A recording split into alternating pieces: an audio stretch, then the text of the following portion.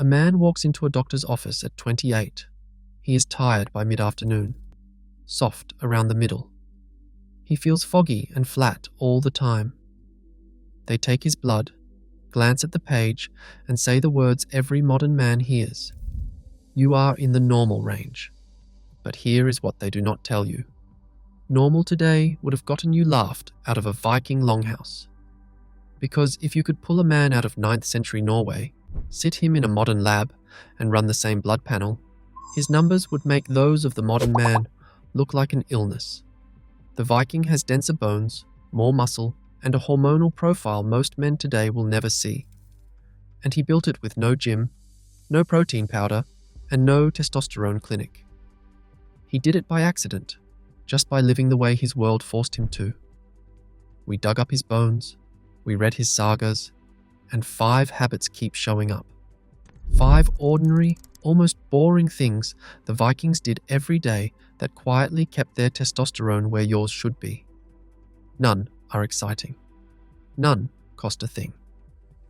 And one of them, number 3, you are very likely doing the exact opposite of right now, without knowing what it is costing you. Subscribe and stay to the end, because the last habit is the one that ties all the others together, and it is the one almost every modern man gets wrong. Let's start with the first habit, which is precisely where the Viking day began. In the dark.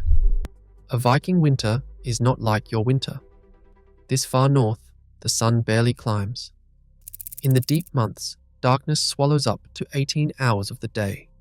There were no streetlights, no screens, and certainly no reason to be awake. So when the dark came down, the Norse did the only sensible thing. They slept. Long, heavy, unbroken sleep. Sometimes 10 hours or more. And while it sounds lazy, it was actually maintenance. Because most of a man's daily testosterone isn't made in the gym or at the dinner table. It's made while you sleep, in the deepest stages of the night. Cut the night short and you shut the factory mid-shift. Drop a sleep-starved modern man into a lab and you can watch it happen. In one University of Chicago study, healthy young men were held to 5 hours a night for a single week. And the results were shocking. Their daytime testosterone fell 10 to 15%. Now here's why that number should land. A man's testosterone normally falls 1 to 2% a year as he ages, slowly, across his whole life. These men lost years of that decline in 7 nights. They aged their hormones by a decade in a single week, just by cutting their sleep. The Viking never fought that battle. When the sun left, he shut down with it. And no, you don't have 18 hours of darkness, but you can build it. Try to sleep 7 to 9 hours every night, weekends included. A cool, dark room, phone out of reach, with no screens in the last half hour. So the Viking slept like the dead. Then he woke and went straight into the second habit, though he'd never have called it that. For him, the second habit was simple. Work the biggest muscles in your body, hard. He just had no choice but to do it from dawn to dark. Picture the work. When the wind died, the men rowed for hours, sometimes days, dragging an oar through the cold sea, every stroke firing the legs, the hips, the back, and the whole chain of muscle down the spine. And when they weren't raiding, they were lifting. In Iceland, the proof still sits in farmyards, lifting stones, where the one you could hoist decided your rank. Get a stone to your hips, and you were half styrker, half strong. But to be full styrker, fully strong, you had to heave a monster, like the Husafell, a 186-kilogram slab, up onto your chest, stand tall beneath it, and carry it. So it was basically a squat with a boulder strapped to your ribs. Nobody told the Vikings this raised testosterone. It just did. Here is the mechanism. The biggest hormonal signal your body can produce comes from heavy, full-body effort that recruits the largest muscles you own. The quads, the glutes, and the back. Rowing hammers them. Stone lifting hammers them. And after a heavy set of squats, testosterone climbs above baseline as the body answers the demand to get stronger. And the muscle you build keeps the whole hormonal system running clean for years. Most men do the opposite. They burn their gym time on the small muscles, the chest and the arms, and skip the biggest engine in the body. A Viking could never stop using the legs. Here is how to change that. Train like the oar. Heavy, compound, full body. Introduce squats, deadlifts, rows, carries, and presses. Make sure you load the legs and the back first, as these are the muscles that move the needle. But strength was only half of what hardened them. The other half came from something most men spend their lives running from. Number 3. The habit you're most likely doing backwards. This is the one. The Viking world was cold and hard, and there was no escaping either. He washed in water that ran off glaciers, and every reward he got, a full belly, a warm fire, the spoils of a raid, he earned through discomfort first. Nothing came easy. Nothing came cheap. And I know it sounds like misery, but to his brain, it was fuel. Drop him in a lab and here's what lights up.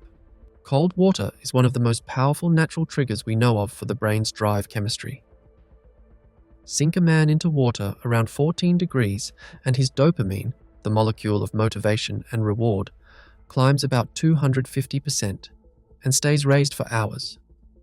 Norepinephrine, the chemical of focus and clean energy, can surge over 500%. It's the brain's own chemistry, switched on by nothing but cold. And because he earned every pleasure through hardship, his reward system stayed hungry. It kept working, because hard work was the only thing that ever paid. Now, look at the modern man. He does not earn his dopamine. He buys it, cheap, all day long. Endless scrolling, 1,000 tiny hits for no effort at all. And a brain drowned in easy reward stops responding to it. The drive flattens. The gym feels impossible. The early night feels pointless. And every other habit on this list collapses because you no longer have the drive to do any of them. So live a little more like he did. Finish your shower on cold, 30 seconds to start, and starve the cheap dopamine. Less scrolling, or reward you actually had to work for. Make your brain earn its highs again. Fix this one, and the rest get easier. Ignore it, and nothing else sticks. Which brings us to the 4th habit, which is the way the Vikings moved. Because a Viking never went for a jog, the idea would have baffled him. Running for an hour in a circle for no reason on purpose? Instead, his effort came in bursts. The sprint up a beach, the violent pull of a rowing sprint to break from a coastline.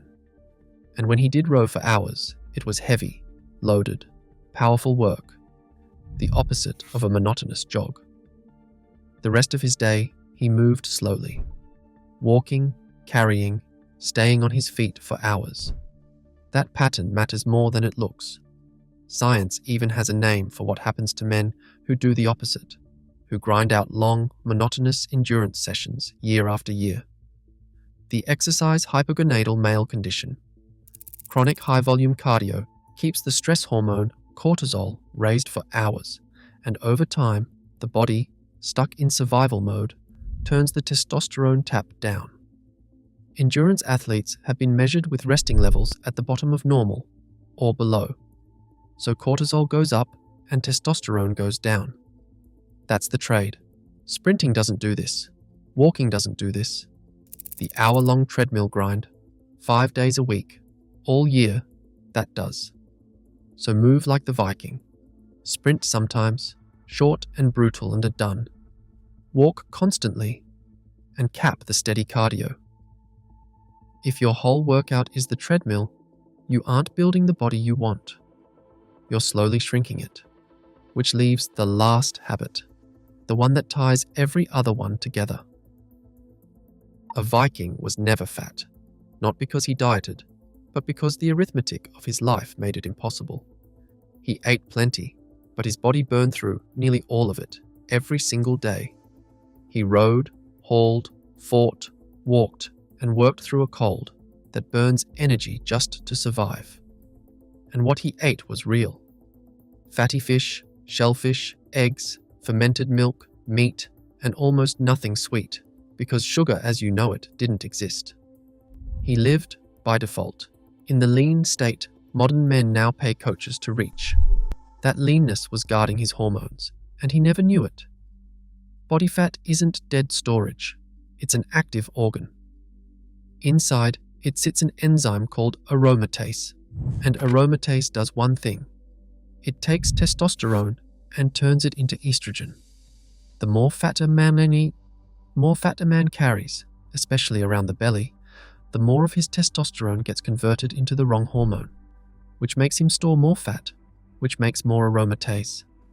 A trap that closes tighter the longer it runs. The Viking's life broke the trap before it could form. The fatty fish gave him vitamin D, and the cholesterol his body builds testosterone from. The shellfish gave him zinc, which blocks that fat enzyme from working. And the endless labor kept the fat off him. You can do the same without rowing a longship. Eat the way the sea and the land fed him, the same whole foods, and cut the sugar he never had. Move enough that you burn off the excess. As the fat comes down, the hormone usually climbs back up, and now you can see it. Not one of these 5 was a trick. The sleep, the labor, the cold, the bursts, the lean body. Take one away and the rest start to fall. It was never one habit. It was a system, a whole way of living that built the man. So go back to that doctor's office. The tired man, the soft middle, the page that reads normal. He isn't broken, and his genes haven't betrayed him. He's living in a world built to undo everything the Vikings' world built by accident. You can't bring back the longhouse, but you can steal back the habits. Sleep with the dark. Lift like the oar. Earn your reward in the cold. Move in bursts. Stay lean on real food. The Viking way exists to recover what the modern world threw away. If this changed the way you see your own body, you already know what to do.